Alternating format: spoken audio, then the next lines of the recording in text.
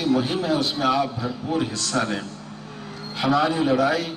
اس ملک میں بسنے والے ہمارے دوسرے بھائیوں سے نہیں ہے،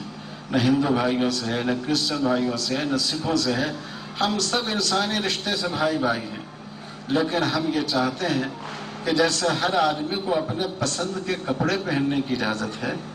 اپنے پسند کا مکان بنانے کی اجازت ہے،